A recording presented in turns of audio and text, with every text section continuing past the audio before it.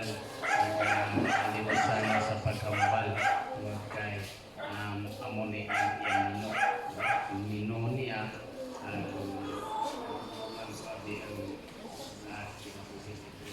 ni Pradwood ang ipagbato ng anak sa nanay na pambato para sa awit niya sa Ginoo. Ang ato niya magbato ng mga dagat sa Ginoo. Kaya kita magbigay at ihatag ang atong kambal sa pulong sa Diyos.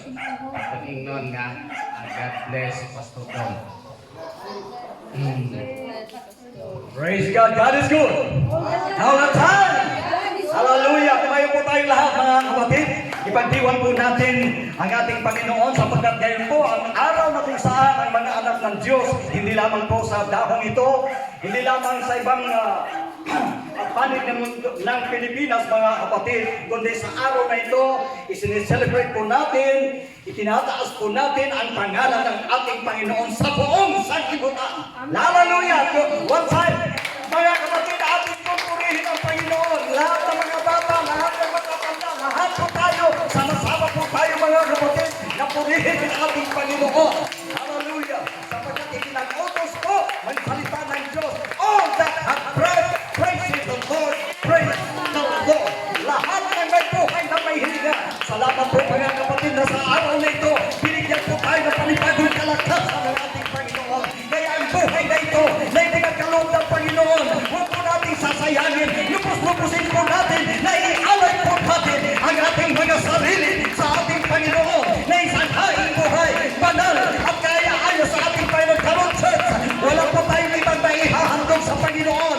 Ang mga material na mga bagay, mga kapatid, hindi po yan ang kinakailangan ng Panginoon. Ang higit at kailangan ng Panginoon, yung ating buhay, ang ating lakas, ang ating sarili, ay ating pong ialay. Hallelujah! Mga kapatid, wala po tayong maigaganti sa lahat ng kabutihan ng ating Panginoon.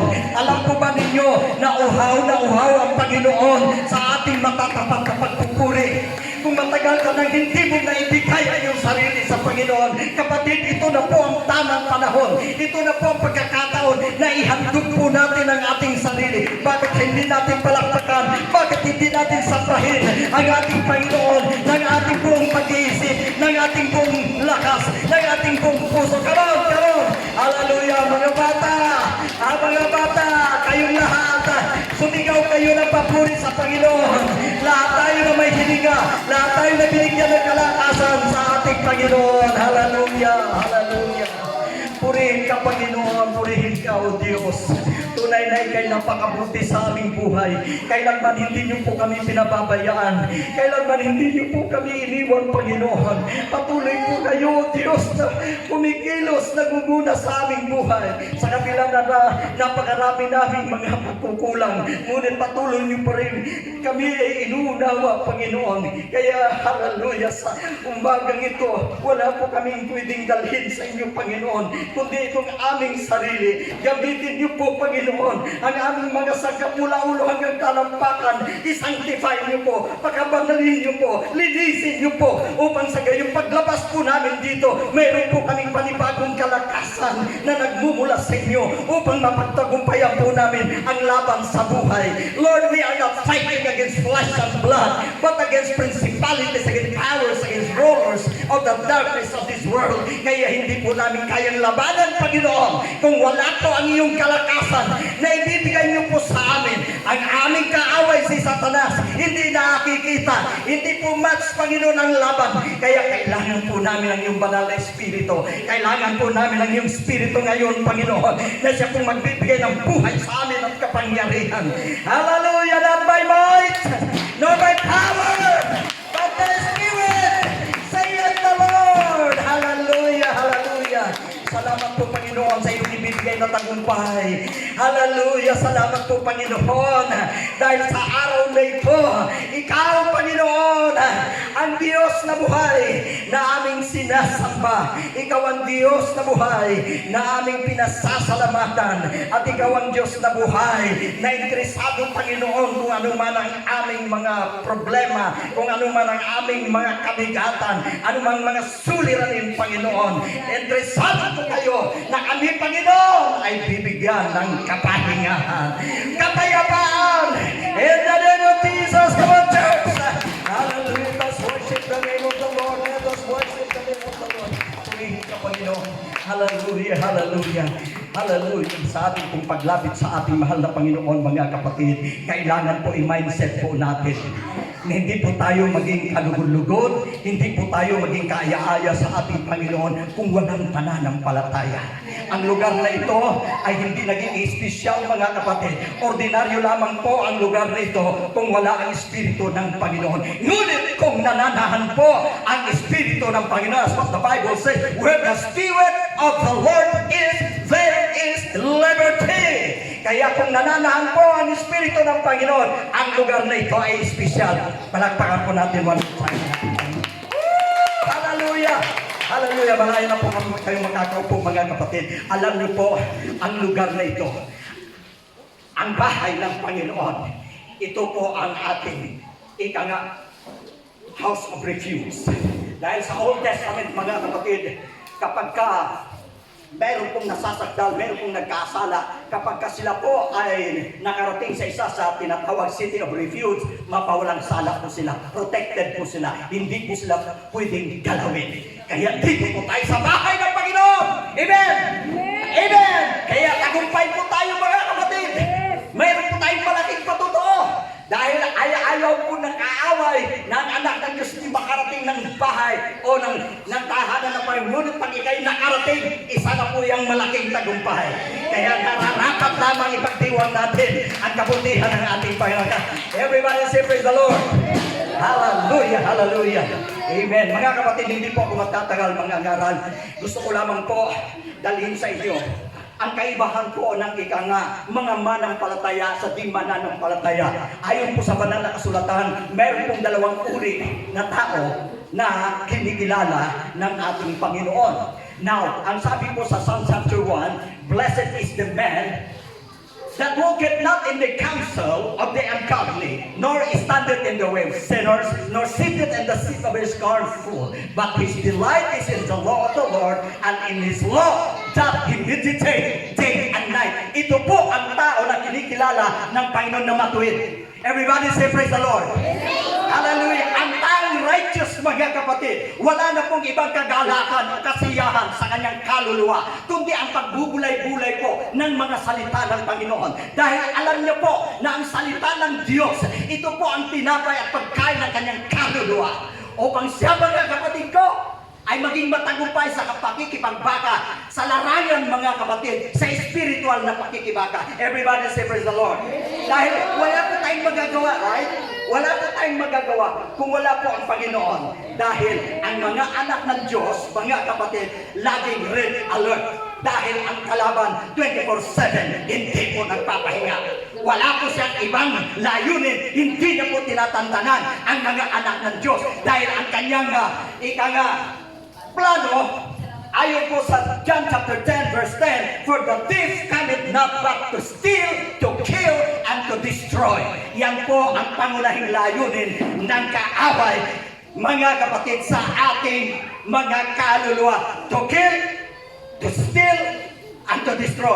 Gusto niyang wasakin. At kung hindi po tayo, mga kapatid, humingi ng tulong sa ating Panginoon, at kung tayo po'y pabaya sa ating mga kaluluwa, gusto kanyang patayin. Everybody say praise the Lord. Ngunit salamat na lamang, mga kapatid ko, dahil ang mga anak ng Diyos, meron pong kinakain. Ano ang kinakain ng mga anak ng Diyos? Salita ng Diyos. Ito po ang ating spiritual nourishment, mga kapatid, upang tayo makatagal laban sa ating kaaway na si Satanas at sa kanyang mga demonyo, mga demons, mga kapatid. Everybody say praise the Lord.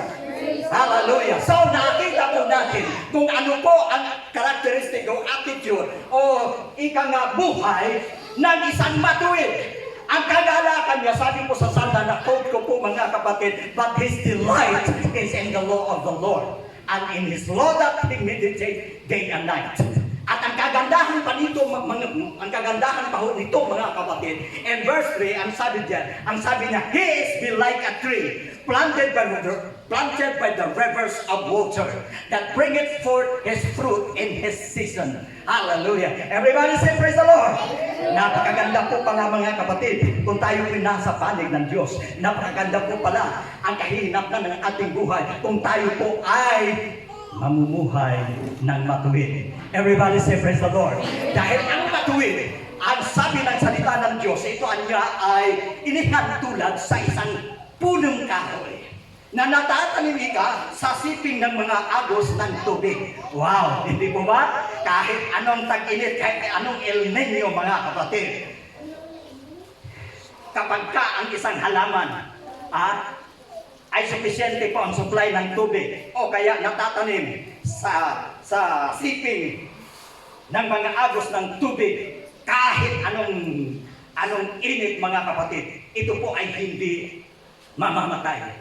Hindi po ito nalalanta. Hindi po ito, ika nga sabihin natin, malalagas ang kanyang dahon. Dahil ang sabi ng Biblia, kapag ka ito niya ay naitanim sa siping ng mga agos ng mga tubig, ang kanyang dahon na may magiging, ang kanyang dahon ay hindi malalanta. At ito'y nagbubunga sa kanyang kapanahunan. Palakpakan po natin ating Panginoon. Hallelujah! Praise God! Napakaganda po sa panig po ng mga anak ng Diyos. Kung tayo po ay kabilang sa mga matuwid mga kapatid, ano bang mangyayari sa ating paligid? Ano bang mangyayari sa sanlibutan? Alam naman po natin mga kapatid na ang sanlibutan ito, nakatalaga na po ito. Hindi po maganda ang magiging kahihinatnan ng ating sanlibutan sa totoo lang. Dahil nasusulat na po yan sa Biblia na ang sanlibutan nakatalaga na po ito sa apoy. Mayroon pong tamang panahon na ito po ay hahatulan at susunugin. Dahil ang sabi po ni San Pablo na ang lahat na nakikita ng mga mata, ito ay pansamantala. Ang lahat ng mga material, mga bagay sa sanlibutan ito ay mapaparad. Everybody say praise the Lord! Kaya yan po ang dahilan mga kapatid na dapat tayo po ay mapabilang sa mga matuwid o sa mga tao ng Diyos. Sapagkat pagdating po ng paghuhukom, ang mga anak ng Diyos ay makatatayo sa harapan ng Panginoon. Palakpakan po natin! Hallelujah! Praise God! Ang sabi ng Biblia, itutuloy po natin mga kapatid dahil gusto ko lamang ipaabot sa inyo kung ano po ang advantage o kahalagahan kapag tayo po ay mapabilang sa mga tao ng Diyos, sa mga bagay, ang mga taong matuwid. Ano po ang sabi ng banal na kasulatan sa mga taong matuwid? Sila po niya ay matutulad sa isang punong kahoy na naitanim sa siping ng mga agos ng tubig na kung saan hindi po nalalanta, hindi po ito namamatay, kundi ito po ay nagbubunga sa kanyang kapanahunan. Now, ang nakakalungkot mga kapatid, kung tayo po ay sumang-ayon at mapabilan po sa mga tao na hindi matuwid, sa mga taong nangasa sa sanglibutan, ito po ang disadvantage. Lapakan muna natin ang Panginoon. Praise God. Amen. But the ungodly, ito na, but the ungodly are not so, but are like the chaff which the wind driveth away. So, ang kinahintulad po sa tinatawag na hindi matuwid or ungodly mga kapatid, sila po ay naitanim walang ugat. At bukod sa walang ugat mga kapatid, hindi sila nakalagay o hindi sila nakatayo sa siping ng mga agos ng tubig. So tingnan niyo po mga kapatid. Anong resulta? Ang masama, anong mangyayari? Wala pong magandang kinabukasan na naghihintay sa mga taong masasama. Of course, nakita naman natin sa lagay mga kapatid, sa tunay na buhay, sa talagang kalagayan o sa kalagayan natin ngayon, nakikita natin na sa ngayon, talagang umuusbong, talagang lumalago, talagang sabihin natin, ang mga masasama ay talagang para bagang kilala, sikat sila ngayon. Mga kapatid, pero ano ang sabi ng Biblia? Pansamantala lamang yan. Amen? Dahil sabi niya, ang masama kahit abutin pa ng mahabang taon, mahabang buhay ang masama, kahit sabi pa ng Biblia, 100 taon! Wow! Parang mainggit tayo, ano? Talaga. Ang buhay ng masama, makita natin, hindi naman pala simba, hindi naman madasalin, hindi naman laging nasa gawain, pero tingnan natin ang kabuhayan, lumalago. Sabihin natin, talagang, kumbaga sa ano, parang hindi nila kailangan ng Diyos. Why need God? In fact, yung aking pangangailangan, kung ano yung mga, i-withdraw ko lang sa bangko, andyan. Lahat na. Kaya, hindi na kailangan ng tulong ng Panginoon. Pero mga kapatid, ang Book of Ecclesiastes nagsasabi na bangabat ang masama, ang taong hindi matuwid, humawak man ang kanilang buhay sa sanglibutan ito, kahit may kasangdaan pa, dadatot ito ang good news. Dadatot, mas maigi pa rin ang mga taong matuwid. Palakpakan natin ang Panginoon. Mainam pa rin ang mga naglilingkod sa Panginoon. Bakit? Hindi lamang po 100 taon ang aabutin ng ating buhay, mga kapatid. Amen? Mayroon po tayong gantimpala. Ano po ang sabi ng Biblia? For God so loved the world that He gave His only begotten Son, that whosoever believeth in Him should not perish. Take note, ang napakagandang gantimpala ng Panginoon sa mga matuwid. But, ano yun? Not perish, but have everlasting life. Woo! Amen. Kaya mga kapatid, alin ang pipiliin natin? Kanino po tayo papanig? Sa matuwid o sa masama? Ang masama, gaganda manika ang kanilang buhay, hahaba manika ang kanilang buhay, pero pansamantala lamang yan. Dahil para sa mga matuwid, ang sabi ng ating Panginoon, mga kapatid, mamanahin nila ang alin? Buhay na walang hanggan. Ano po ang buhay na walang hanggan, mga kapatid? Ito po ang buhay na wala na pong katapusan. Everybody say praise the Lord. Pagka one of these days, mga kapatid, kung tayo na po ay nasa piling ng ating Panginoon, mag-celebrate po tayo ng 100 birthdays po natin. Mga what is 100 years, mga kapatid, in compared to eternity? Because we could not measure eternity. Eternity is without end. Woo! Everybody say praise the Lord. Yan po, mga kapatid, ang buhay na dapat nating sikat. Buhay na dapat nating pagsikapan, mga kapatid, na makamit. Amen? Sapagkat ito ay wala nang katapusan. Woo! Amen. Amen. Kaya nakita po natin, ayon po kay David, mga kapatid, ang sabi po ng banal na kasulatan, yung tinatawag na comparison between the ungodly and the righteous. Ang sabi po ng Biblia, the ungodly are like the chaff which the wind driveth away. The ungodly, itong malungkot, the ungodly shall not stand in the judgment, neither the sinners in the congregation of the righteous. Wow! Tingnan niyo, mga kapatid, kaya huwag tayong mananaghili, huwag tayong mainggit sa buhay ng mga ungodly, sa mga taong masasama. Kahit nagulinhawa ang kanilang buhay, mas mabuti pa rin na piliin natin na mabuhay na naglilingkod sa ating Panginoon. Let us worship one more time. Let us clap our hands to the Lord. Hallelujah. Amen. Woo! Ang sabi ng Biblia, malungkot. Ang mga di matuwid, ang mga makasalanan ay hindi ikaw makatatayo sa paghuhukom. At ang sabi roon, neither sinners in the congregation, hindi makatatayo sa paghukom ni ang makasalanan sa kapisanan ng mga matuwid. Now, lastly, ito na, verse 6, Psalms chapter 1, verse 6. For the Lord, everybody say, for the Lord, knoweth the way of the righteous, but the way of the ungodly shall perish. Woo! Amen. Napakaganda po mga kapatid na tayo po ay patuloy na maglilingkod sa ating Panginoon dahil tayo po ay napapabilang sa mga taong matuwid. At ang taong matuwid mga kapatid, merong napakagandang kapalaran, merong naghihintay na napakagandang buhay. Amen? Ano ang buhay na naghihintay sa atin? Oh, hallelujah! Anong sabi sa Book of Revelation?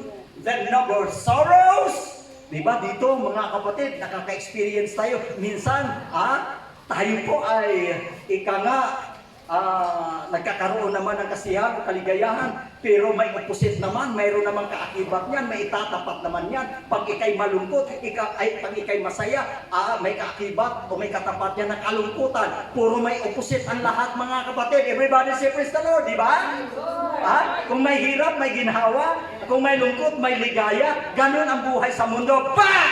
Kung tayo po mga kapatid ay mapabilang sa mga taong matuwid, ang sabi po ng banal na kasulatan, there will be no more sorrow, nor pain, nor sickness, nor death. Wala nang kalungkutan, wala nang karamdaman. Yan po ang buhay na ipinangako ng Panginoon, mga kapatid. Kaya napakaganda po na magpatuloy po tayo sa paglilingkod sa ating Panginoon.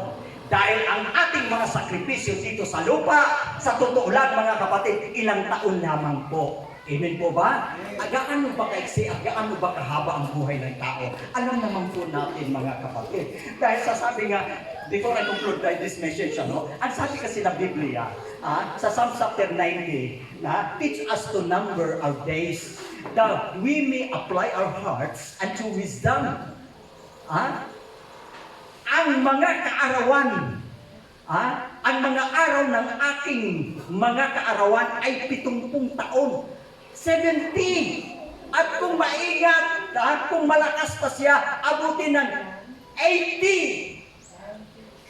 At yun nga, may batas na ngayon mga kapatid, yung tinatawag na inaproba na yung batas sa mga senior citizen, kapag ka umabot ng 80, 85, 90 o 100, ang bracket noon mga kapatid, makakita po na 80 may matatanggap na.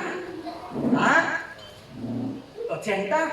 Pero sa totoo lang mga kapatid, nung nakita ko doon sa TV, yung mga pinarangalan, 80! Aba, mga marami-rami. Pagdating ng 85, biglang kumunti. Pagdating ng 100, abay, 4 na lang, 3 na lang. Ang pinarangalan. Pagdating ng 100 taon.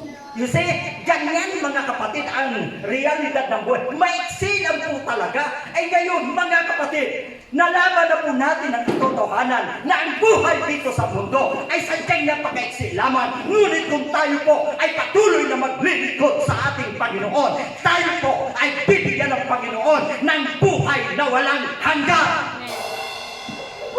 Hallelujah! Let us all rise up. Tumayo na po tayo mga kapatid. Amen! Hallelujah! Hallelujah! Nawa mga kapatid, ang maiksing mensahe na ito ay nakapagbigay po sa atin ng tinatawag ng refleksyon ng pagmuni-muni na mas maigi pa rin. Ano mang mangyari, magpatuloy tayo, maglingkod tayo sa ating Panginoon. Kahit mayroon tayong mga pinagdadaanan mga kapatid, sa totoo lang, looking good at the beginning means nothing. But looking good at the end means everything. It is not how you start the race, it is how you finish the count. Tira, matibay, ang makapagpatuloy hanggang wakas, yun ang maliligtas. Ibig sabihin mga kapatid, kahit ilang bisis ka na dapa, kahit napakarami tayong nagdadaanan sa buhay, patuloy lang, sapagkat ang sabi ng Panginoon, even the righteous fall it 7 times, but He rises it up. Palakpakan po natin ating Panginoon.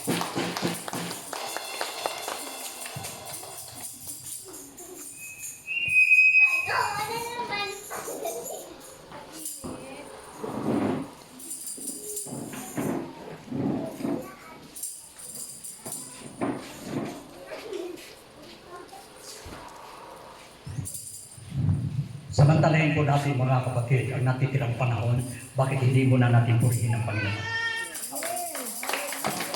Come on, church. Hallelujah! Alalahanin po natin ang kabutihan ng ating Panginoon.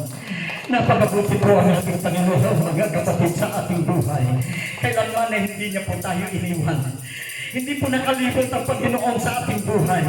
Kahit anuman ang iyong pinagdadaanan, kapatid, hindi pa tapos ang laban. Patuloy lang. Ito ang panahon. Sabi nga, the best thing about God is that He is the author of new beginnings. And He never runs out of giving us a brand new start. Let's start to resolve to live our best better than we've ever lived before. Yan po ang importante, mga kapatid. Samantalang tayo binigyan pa ng pagkakataon ng Panginoon. Mga kapatid, never give up.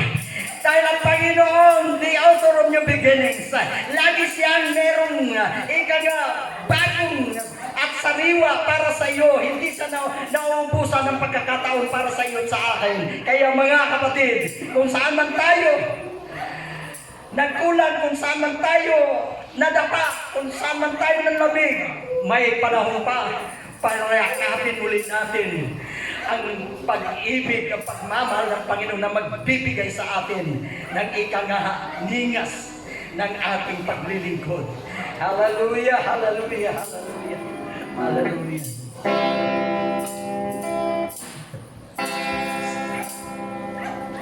Samantalang awitin po natin ang awiting ito, mga kapatid, malaya na po tayo lumapit sandali sa presensya ng ating Panginoon dahil interesado po ang ating Diyos na makinig ang iyo, interesado po ang Diyos na mapakinggan mismo ang iyong niluloob, ang iyong damdamin.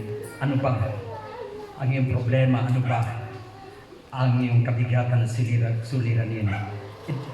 Ilapit po natin sa Panginoon.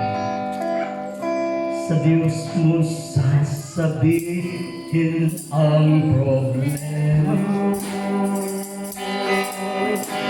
Asahan ika'y hindi mabibigo. Kalamay mo ang Diyos sa hirap at ginhawa.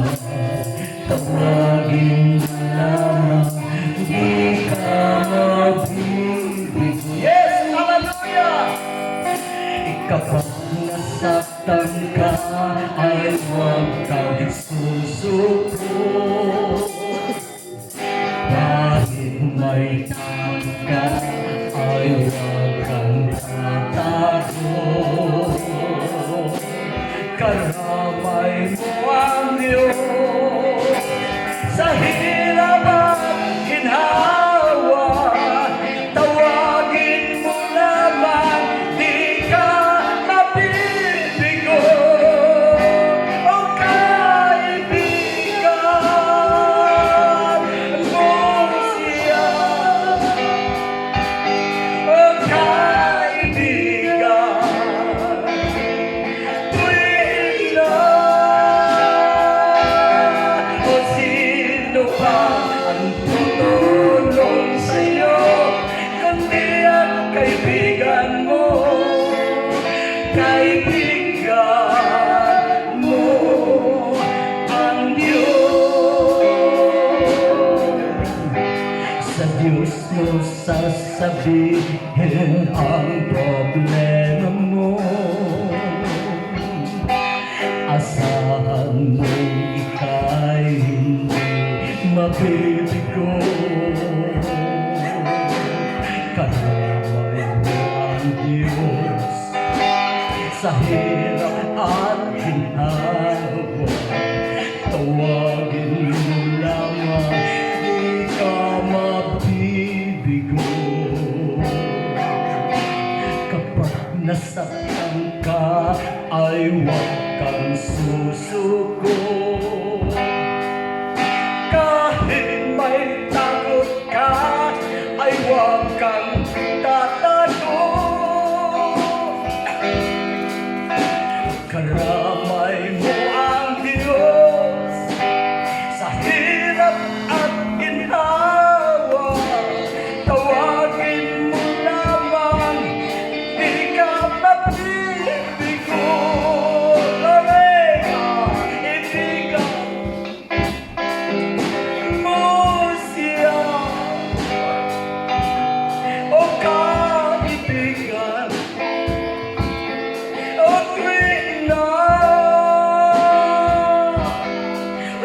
sino ba ang tutulong sa'yo, kundi ang kaibigan mo, kaibigan mo ang Diyos. Ngayon nalaman mo na may kasama ka, hindi kailan pa man nag-iisa. Yes, karamay mo ang Diyos sa hirap at ginhawa. Tawagin mo lamang, di ka natibigo. Yes, hallelujah, kaibigan. Yes, siya. O kaibigan, tuwing na o sino pa ang tutulong sa'yo, kundi ang kaibigan mo, kaibigan mo ang Diyos. For the last time, let's sing a song together.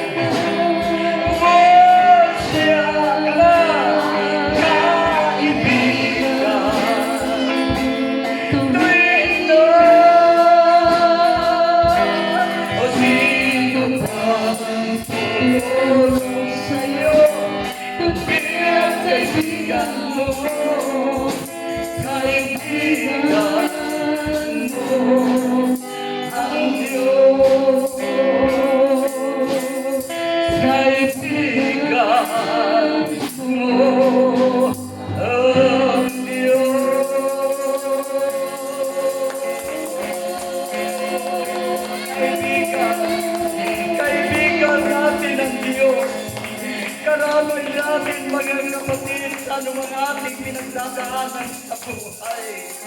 Karamay natin ang Panginoon sa hirap at ginawa.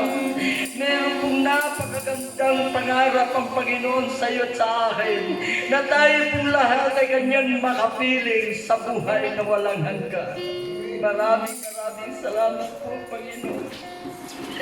Salamat po, Panginoon, dahil ikay patuloy na mabagin, patuloy na umunawa sa aming kalagayan.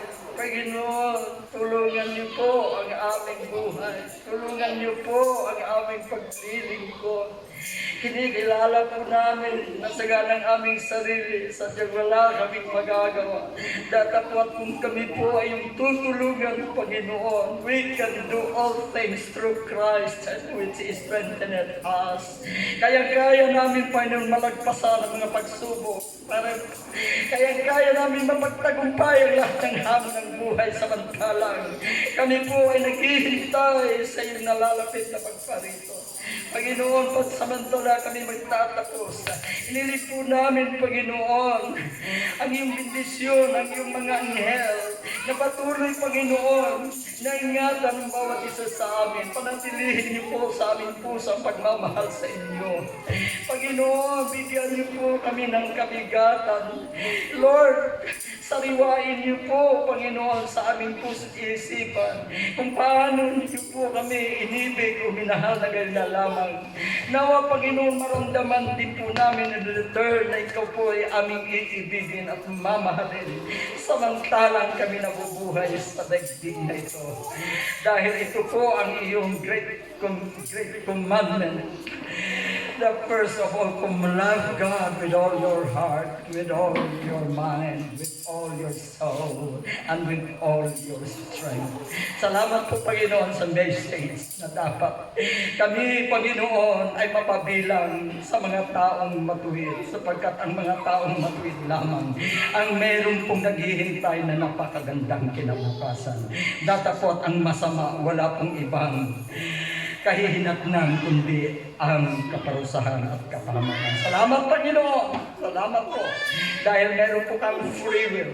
Meron po kaming freedom, Panginoon, to choose between good and evil. At piliin po namin, Panginoon, at pinili po namin na kami po ay magpatuloy na maglilingkod sa inyo. In the name of Jesus, we commit all these things one more time. Let us pray.